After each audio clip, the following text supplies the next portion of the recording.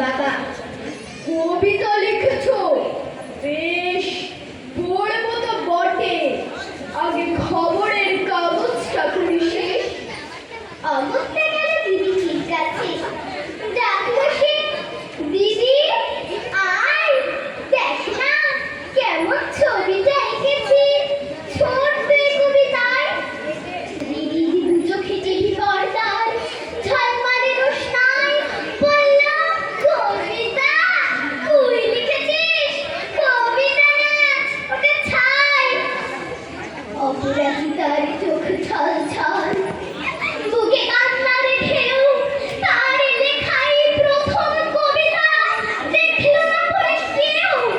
একা ঘরে বসে সামনে থাকালে মালাতে সাজানো ছবি, স্নিগ্ধ দু চোখে রয়েছেন যে সহজ পাঠের কবি। কবিতার খাতা মেলে সে ধরলো, ঠোঁট দুটো থর থর, বলল, ঠাকুর কেউ না পড়ো, তুমি এ কবিতা পড়ো।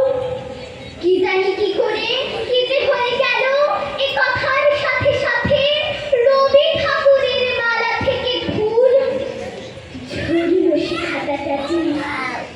মনে হলো তার সামনে দাঁড়িয়ে বুঝি রবীন্দ্রনাথ। মাথার